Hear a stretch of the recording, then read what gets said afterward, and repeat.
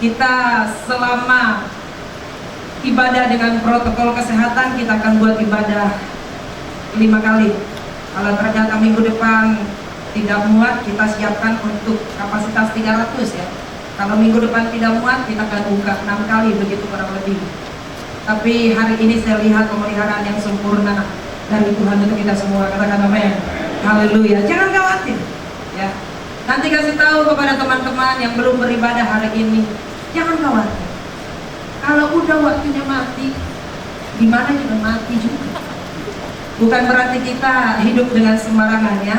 Kita tetap menjaga pola hidup kita, kita menjaga kesehatan kita. Tapi saya pikir ibadah adalah hal yang penting. Ada beberapa di antara saudara yang hampir tiap hari menanyakan, Ibu Pendeta, kapan nih mau ibadah? Ya kami sudah rindu, kami kangen ya. Kasih gambar yang menangis begitu. Tapi saya intip dari pagi, orang itu belum hadir ya. Saya intip-intip, nanti saya WA, jangan pura-pura loh ya. Seorang rajin, nanyanya di Facebook lagi. Orang melihat dia orang yang begitu sungguh-sungguh. Saya tunggu-tunggu, belum datang-datang, mungkin ada halangan ya. Tapi sekali lagi kita berikan tepuk tangan yang terbaik bagi Tuhan. Sampai hari ini kami, tim penggembalaan, belum ada mendengar jemaat GBI Bethlehem kena corona atau meninggal karena penyakit itu. Artinya Tuhan memelihara kita dengan sempurna. Amin. Haleluya. Asal nanti Bapak Ibu bisa mengikuti semua apa tuh ketentuan-ketentuan ibadah. Kita buat demikian untuk memenuhi syarat daripada pemerintahan. Kita sudah buat perjanjian itu. Mereka akan memantau. Nanti kalau Bapak Ibu pulang, jangan berkerumun, jangan ngobrol, langsung pulang saja. Kalau tidak, nanti kita kena bisa kemungkinan hari-hari berikutnya tidak bisa mengadakan ibadah. Nah, oleh karena itu, saudara jangan tersinggung kalau tadi para pendeta layan memperlakukan seperti disiplin sekali ya. Itu memang peraturan dari pemerintah. Haleluya. Nah, kalau pada sore hari ini kita ada waktu setengah jam, jam 7 kita harus tinggalkan. 1 jam ibadah juga bukan peraturan dari gereja, peraturan dari pemerintah, tidak boleh lebih. Nah, oleh karena itu nanti kalau poin ada, saya siapkan 3 poin. Kalau tidak selesai, kita sambung di lain waktu. Saya akan berkhotbah pada sore hari ini dari Lukas 9 ayat yang ke-57 sampai yang ke-62. Boleh multimedia bantu biar kita sama-sama fokus, nanti kita sama-sama baca ya. Lukas 9 ayat yang ke-57 sampai yang ke-62. Nah, sudah ada. Yuk kita baca sama-sama, 1, 2, 3 ya. Ketika Yesus dan murid-muridnya melanjutkan perjalanan mereka, berkatalah seorang di tengah jalan kepada Yesus, "Aku akan mengikut engkau kemana saja engkau pergi." Yesus berkata kepadanya, "Serigala mempunyai liang dan burung mempunyai sarang, tetapi anak manusia tidak mempunyai tempat untuk meletakkan kepalanya." Lalu ia berkata kepada seorang lain, "Ikutlah aku." Tetapi orang itu berkata, "Izinkanlah aku pergi dahulu menguburkan bapakku." Tetapi Yesus berkata kepadanya, "Biarlah orang mati menguburkan orang mati, tetapi engkau pergilah dan beritakanlah kerajaan Allah di mana-mana." Ayat 61. Dan seorang lain lagi berkata, "Aku akan mengikut engkau Tuhan, tetapi izinkanlah aku pamitan dahulu dengan keluargaku." Tetapi Yesus berkata, "Setiap orang yang siap untuk membajak tetapi menoleh ke belakang tidak layak untuk kerajaan Allah." Jika kita simak tadi dalam satu perikop ini kurang lebih begini. Setiap orang itu melontarkan pernyataannya, tetapi kita temui Yesus dengan jawaban yang kurang sinkron dengan mereka begitu ya. Di ayat yang ke-57 saya baca demikian. Ketika Yesus dan murid-muridnya melanjutkan perjalanan mereka, berkatalah seorang di tengah jalan kepada Yesus, "Aku akan mengikut engkau kemana saja engkau pergi." Harusnya ketika ada pernyataan yang demikian, harusnya Yesus menjawab demikian, "Wow, keren sekali, keren banget, tanpa diminta dia menawarkan diri untuk mengikut Yesus kemana saja dan kapan saja, di mana saja Yesus pergi." Betul ya? Kalau seseorang nih penata layar tiba-tiba ada dari jemaat datang kepada Pak Ketua berkata, "Aku mau mengabdi di ibadah sore, membantu Bapak kapan saja, di mana saja, setiap Kira-kira respon dari ketua penata layang, kalau bisa dia melompat tinggi-tinggi, melompat saking gembiranya. Tetapi kalau kita lihat daripada jawab Yesus di sini berkata, Yesus berkata kepadanya, serigala mempunyai liang dan burung mempunyai sarang, tetapi anak manusia tidak mempunyai tempat untuk meletakkan kepalanya. Lukas tidak terlalu jelas untuk menjelaskan siapa orang ini. Tapi coba kita lihat dalam Matius 8 ayat yang ke-19. Siapa gerangan orang ini sehingga berani berkata demikian? Lalu datanglah seorang ahli Taurat dan berkata kepadanya, Guru, aku akan mengikut engkau kemana saja engkau pergi. Ternyata orang ini bukanlah orang sembarangan. Ternyata orang ini bukanlah sembarang orang. Ternyata orang ini adalah orang yang punya pengaruh besar. Ternyata orang ini adalah orang yang berilmu tinggi. Namanya juga ahli Taurat. Ahli. Dia adalah guru besar dalam Taurat, dalam perjanjian lama. Tetapi Yesus seperti meresponinya tidak seperti yang dia harapkan. Ini yang saya sebut dengan poin yang pertama. Mengikut Yesus harus ada motivasi yang benar, ada komitmen yang benar. Maka saya berikan tema daripada khotbah saya pada sore hari ini, mengikut Yesus keputusanku. Mengikut Yesus keputusanku. Mengikut Yesus keputusanku. Mengikut Yesus keputusanku. Ku tak ingkar, ku tak ingkar. Seberapa banyak para Kristen yang berkata demikian? Seberapa banyak di antara kita yang suka terburu-buru membuat satu komitmen, mengatakan sesuatu pembicaraan, membuat sebuah perjanjian dengan Tuhan tanpa memikirkan lebih dahulu. Nah, oleh karena itu pada sore hari ini, kenapa kira-kira Tuhan Yesus menjawab demikian? Karena bagi Tuhan tidak ada yang tersembunyi. Bukankah Alkitab selalu menceritakan sebelum para ahli Taurat atau orang-orang yang diajar oleh Yesus pada zamannya, Tuhan selalu berkata, firman selalu berkata bahwa Tuhan jauh lebih dahulu mengetahui hati, isi hati dan pikiran mereka.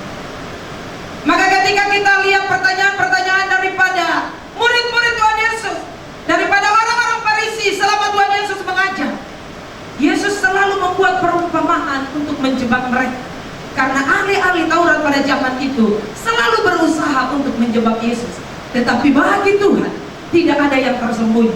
Itu sebabnya Yesus berkata demikian. Tetapi anak manusia tidak mempunyai tempat untuk meletakkan kepalanya. Artinya demikian. Ketika kita mengikut Yesus tidak selalu mulus. Ketika kita mengikut Yesus tidak selalu berkat. Ketika kita mengikut Yesus ada bahaya bisa mengancam kita sepanjang hari. Bisa saja bahaya mengancam kita setiap saat. Artinya mengikut Tuhan itu tidak terlalu gampang. Tetapi percayalah, keputusan kita pada sore hari ini adalah tepat. Katakan amin. Itu kita ada di tempat ini pada sore hari ini. Ketika kita membuat pilihan kita mengikut Yesus adalah keputusan yang tepat. Saya pikir akhir-akhir ini adalah waktunya kita untuk mempraktekkan kekristenan kita di hadapan Tuhan. Saya pikir masalah-masalah sekarang ini adalah saatnya orang-orang Kristen mempraktekkan iman itu. Bukan lagi hanya berkata-kata, tetapi lewat tindakan kita, kita praktekkan apa yang selama ini kita katakan kepada Tuhan. Jadi kita ada SMK. Kadang saya berpikir demikian.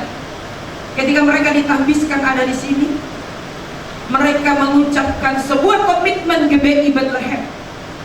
Itu baru untuk GBI akan loyal dan akan setia. Tetapi orang yang motivasinya ikut SMK dengan motivasi yang tidak baik akan ketahuan beberapa bulan ke depan. Ketika dia tidak dilibatkan dengan apa yang dia telah mohonkan, dia bisa saja pergi tanpa berita. Bisa saja dia menuntut sesuatu tidak sesuai dengan apa yang telah dijanjikan sebelum. Tetapi pada sore hari ini, mari kita buat satu komitmen. Aku akan mengikuti Yesus. Waktu aku suka, waktu aku duka, waktu aku sakit, waktu aku miskin, waktu aku terik matahari, waktu hujan. Marilah kita berkata pada sore hari, keputusanku sudah bulat. Aku akan mengikuti Yesus selama-lamanya. Katakan apa? Meskipun kadang susah,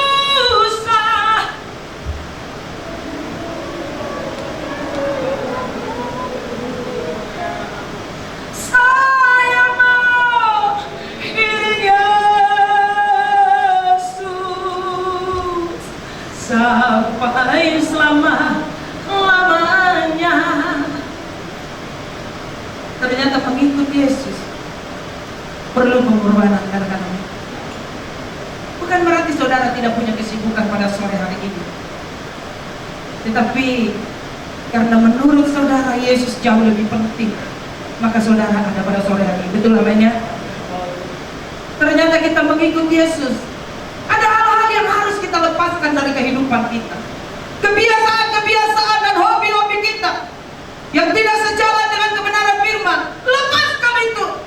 Katakan, keputusanku adalah mengikuti Yesus. Orang mengikuti Yesus perlu pengorbanan. Orang mengikuti Yesus jangan hanya berharap mempromosikan berkat-berkat yang dari Tuhan. Maka selalu saya katakan kepada tim penata layan, kepada tim komsel-komsel, kepada saudara dimanapun berada, kalau sharing dengan saya, selalu saya berkata demikian.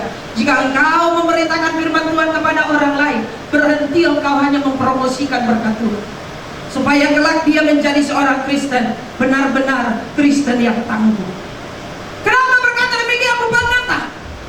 Buktinya di ayat yang ke-58 bagian yang terakhir dikatakan, tetapi anak manusia itu tidak mempunyai tempat untuk meletakkan kepalanya. Artinya bisa saja bahaya mengancam kita ketika kita menjadi pengikut Tuhan. Artinya masalah demi masalah bisa saja mampir dalam kehidupan kita ketika kita sudah setia mengikut Tuhan. Maka banyak orang Kristen yang berkata, saya pikir aku setelah jadi orang Kristen akan menjadi hidupku lebih enak. Enakan dulu tidak mengenal Tuhan, hidup bebas, tidak ada aturan, tidak ada hal-hal yang lain. Saya katakan itu salah. Keberadaan kita pada sore hari di sini, inilah yang terbaik. Katakan amin. Berikan tepuk tangan yang terbaik untuk Tuhan. Maka saya bilang, saya suka sharing dengan Pak Pendeta dan lain. Saya katakan, saya tidak terlalu suka motivator-motivator berdiri di altarnya gereja. Saya lebih suka orang yang sudah sekolah. Saya lebih suka seorang pendeta. Mungkin cara berpikirnya tidak terlalu pintar seperti seorang motivator, tetapi aku lebih suka seorang hamba Tuhan berdiri di sini. Saya lebih suka saudara yang cinta Tuhan berdiri di sini daripada seorang motivator. Karena kan beberapa kali saya lihat seorang motivator bisa berbicara di sini hanya mempromosikan berkat yang dari Tuhan, membuat jemaat Tuhan terlemah. Maka ketika mereka bertemu dengan masalah, mereka berkata, aku salah. Apakah aku ditimpa dosa? Apakah Tuhan pilih kasih? Apakah Tuhan tidak mengasihi aku seperti mengasihi orang lain? Saya katakan tidak. Tuhan tidak pernah pilih-pilih kasih. Tetapi firman Tuhan sudah berkata jauh sebelumnya, aku akan mengutus engkau seperti domba di tengah-tengah serigala. Artinya menjadi seorang pengikut Kristus akan menghadapi banyak tantangan. Tetapi satu hal yang kita pegang,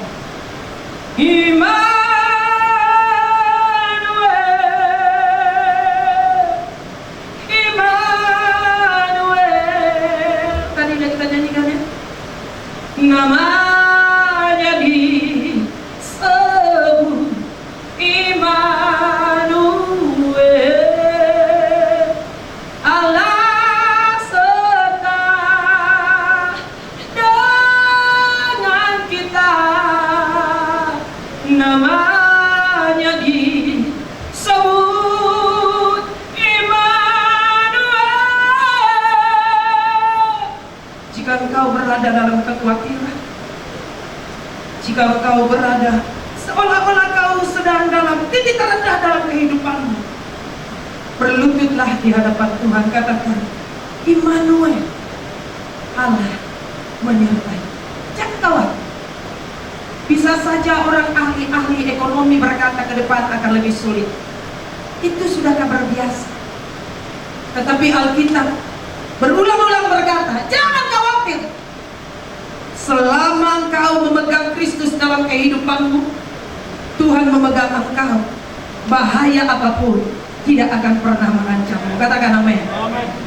Memang sedih mengikut Tuhan, ya demikian. Harusnya lagunya, meskipun saya susah, tapi hidup kita yang gak selalu susah ya. Kita ubah sedikit.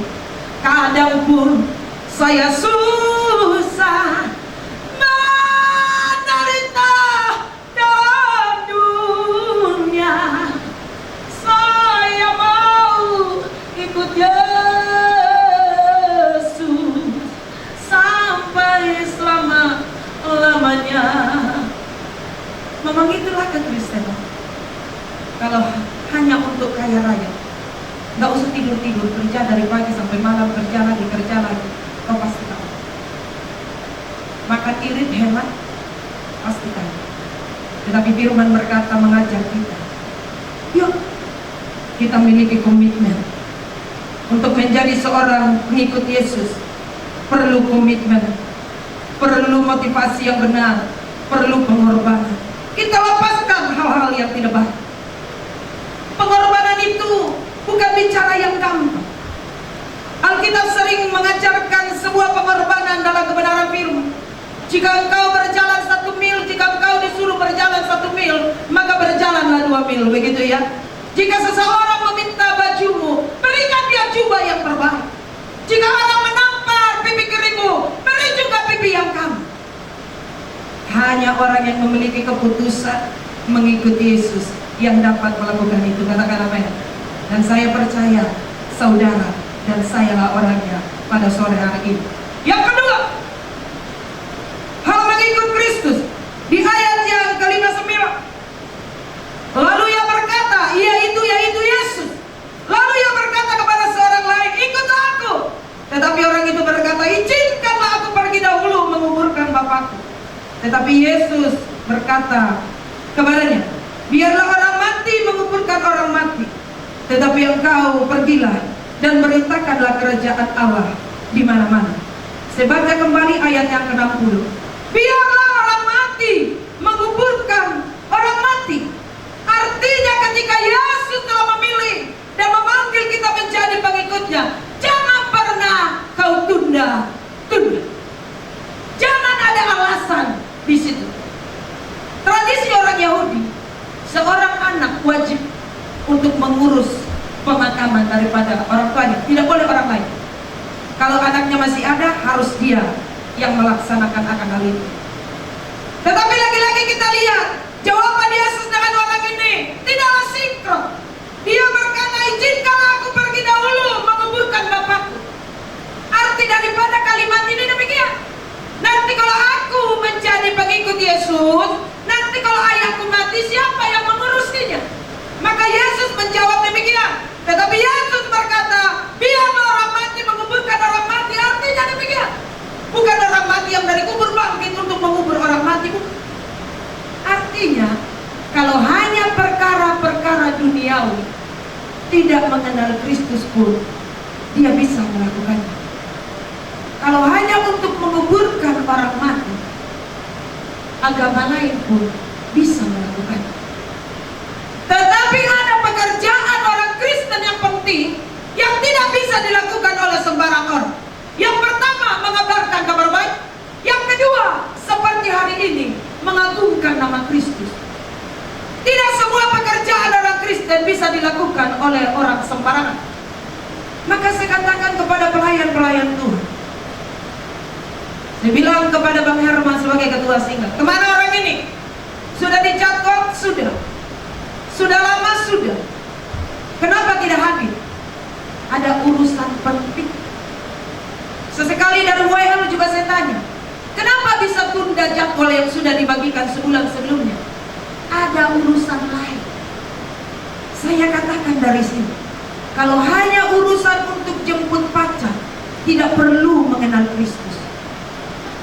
Tetapi untuk urusan berdiri di sini, menjadi seorang pelayan, untuk menjadi seorang pemusik, untuk menjadi seorang penata layar, perlu yang namanya pengikut Kristus. Itu yang dimaksud oleh ayat ini. Biarlah orang mati menguburkan orang mati. Ada hal-hal yang tidak bisa dilakukan oleh semua orang, tetapi ada hal yang penting yang hanya dapat dilakukan oleh orang Kristen itu sendiri. Jangan kita membuat banyak alasan untuk mengikut Kristus. Ada banyak orang beralasan tidak ke gereja. Sakit hati saya sebagai seorang pendeta. Saudara betul? Ketika saya datang ke rumahnya, Pak, Bu, ibadah yuk. Kami buka toko hari Minggu. Kita 4 kali ibadah. Saya lihat Bapak sama Ibu sudah lama sekali tidak beribadah, tetapi selalu menitipkan doa. Saya bilang, bukan itu yang benar. Datanglah ibadah, hanya 2 jam saja. Kalau nggak gantian sama istri, dia pagi, Bapak sore, ayo datang. Mereka bilang begini, kami akhir-akhir ini lagi butuh uang. Kami sedang butuh uang. Kalau masalah Kristus, bisa besok-besok. Wow, pendeta digituin, nangis saudara. Ketika mau pulang kita tawarkan doa, dia bilang, kami tidak butuh doa, kami butuh uang. Hidup kami begitu sulit. Saya mengatakan bagi saudara, hidupnya menurut saya tidak sulit.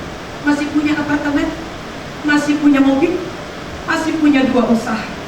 Tetapi dia bilang, aku dalam keadaan susah, harus mengejar waktu untuk aku dapat menghidupi anak dan istri. Sepulang saya sharing dengan hambanya Pak Pendeta anak-anaknya. Hari ini sepertinya aku dipukul berat. Dia berkata demikian loh Om Nathan. Om Nathan bilang, ya sudah, bagian kita telah lakukan. Biar dia yang berurusan dengan Tuhan. Tapi kami tidak lelah. Saya pastikan orang itu harus sampai hadir di rumah Tuhan. Sayang sekali, dia orang yang cinta Tuhan. Maka di sini Kristus berkata, biarlah orang mati menguburkan orang mati. Artinya ada hal-hal kekristenan, ada hal-hal tentang mengikut Kristus yang tidak bisa dilakukan oleh orang banyak. Oleh karena itu kita yang sudah ada di sini, kita yang sudah lahir sejak menjadi orang Kristus, marilah kita menjadi duta-duta kerajaan Allah dimanapun kita berada. Katakan apa? Jangan tidak ibadah hanya karena janjian dengan pacar. Jangan tidak ibadah hanya karena janjian dengan teman mau merayakan ulang tahun. Untuk hal itu tidak perlu pengenalan Kristus. Tetapi untuk seperti saat ini, kalau saudara tidak mengenal Kristus dalam hidup saudara, saya yakin sekali saudara tidak mungkin angkat tangan waktu menyembah Tuhan. Saya yakin saudara tidak mungkin datang sendiri ke gereja ini tanpa dijemput kalau saudara tidak mengerti Kristus. Oleh karena itu, menjadi seorang pengikut Kristus buat keputusan yang tepat, jangan pernah ditunda-tunda. Yang ketiga, mengikut Yesus adalah keputusanku. Yang ketiga, saya berikan poin adalah fokus. Di ayat yang ke-61 firman Tuhan berkata demikian. Dan seorang lain lagi berkata, aku akan mengikut Engkau Tuhan, tetapi izinkanlah aku pamitan dahulu dengan keluargaku. Lagi-lagi Yesus menjawab, tidak sinkron menurut saya. Tetapi Yesus berkata, setiap orang yang siap untuk membaca tetapi menoleh ke belakang tidak layak untuk kerajaan Allah. Ada banyak orang Kristen ketika diajak untuk ikut melayani Tuhan membuat banyak alasan. Pamit kepada orang tua itu adalah hal yang baik. Di ayat yang ke-62, bukan berarti Tuhan sedang mengajarkan tidak menghormati orang tua. Bukan berarti firman sedang mengajarkan tidak menghormati orang tua, tidak mengasihi saudara, tidak mengasihi yang lain. Tetapi Yesus sedang mengajarkan, jangan kau banyak alasan. Mari Mari fokus kepada Tuhan. Ketika kekristenan kita tidak sepenuh hati, maka kita tidak akan pernah melihat rancangan Tuhan yang besar. Kenapa bangsa Israel berputar-putar selama 40 tahun yang harusnya bisa 40 hari? Tuhan melihat mereka tidak sepenuh hati untuk mengikut Tuhan. Maka para angkatan itu hanya satu yang ditemui Tuhan yang sepenuh hati, yaitu Kaleb bin Yefune. Maka dialah satu-satunya yang berhasil ke tanah Kanaan itu. Kenapa? Tuhan melihat kesungguhan hatinya. Dia sepenuh hati kepada Tuhan. Alkitab mencatat Raja Salomo tidak sepenuh hati mengikut Tuhan. Maka kerajaannya dirobek oleh Tuhan dan dibagi-bagi kepada orang lain. Tetapi Allah berkata, Daud, orang yang sepenuh hati mengikut Tuhan. Kita lihat kehidupan Daud yang begitu luar biasa, diberkati oleh Tuhan. Maka sore hari ini, mari kita jangan bawa alasan di hadapan Tuhan. Kita menjadi orang-orang yang sungguh-sungguh sepenuh hati di hadapan Tuhan. Gereja kita membuat sebuah kesepakatan demikian. Orang muda-mudi yang mau menikah harus sudah dibaptis. Baptisan yang telah disepakati oleh gereja kita adalah baptisan selamat. Ada beberapa di antara mereka tidak mau dibaptis. Memang baptisan itu tidak membawa kita kepada surga. Tanpa dibaptis pun kau percaya Yesus masuk surga. Hanya demikian. Dari mana orang tahu kau mengakui Kristus dalam kehidupanmu kalau kau tidak mau dibaptis? Karena baptisan itu adalah lambang pertobatan, artinya kau mengakui Kristus sebagai juru selamat. Maka saya bilang sama Pak Nana, sekalipun dia sudah sewa gedung, dia memohon-mohon akan diberkati, dia tidak mau dibaptis. Saya bilang sama hambanya, saya tidak mau ikut campur. Kita sudah ada komitmen itu, dan itu adalah ketentuan.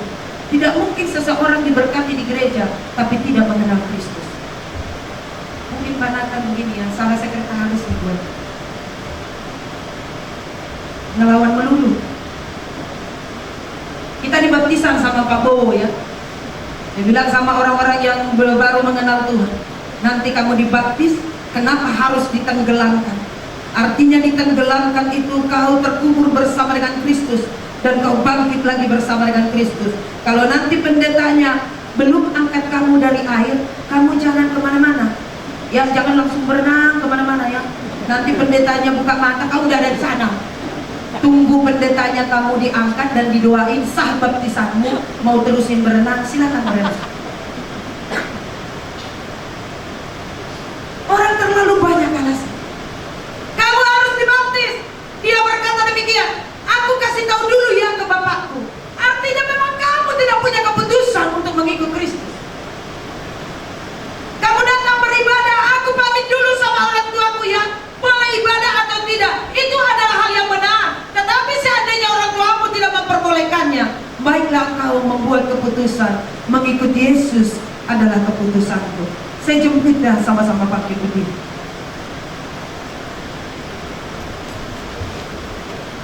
Ada satu keputusan penting dalam situasi yang seperti sekarang yang akan kita pegang. Saya sebagai pendeta tidak bisa berkata muluk-muluk kepada saudara, menidurkan kepada saudara dalam keadaan yang seperti ini, berharap firman Tuhan yang meninabobokkan membuat pikiran saya tenang. Tetapi saya akan memberitahukan sebuah kebenaran. Dengan keadaan yang seperti sekarang ini saatnya kita bangkit menjadi Kristen-Kristen sejati di hadapan Tuhan. Amin. Ini saatnya kita tunjukkan kepada dunia bahwa keputusan kita mengikuti Yesus tidak malah diganggu-gugat oleh siapapun. Ini saatnya kita berkata kepada Tuhan, tidak ada yang dapat memisahkan aku daripada Tuhan. Ini saatnya kita memperantapkan kebenaran firman Tuhan. Kita berkata kita orang yang beriman. Inilah saatnya tunjukkan kepada sekitarmu bahwa engkau adalah orang yang beriman dan sudah membuat keputusan menjadi pengikut Kristus. Sekali lagi berikan tepuk tangan.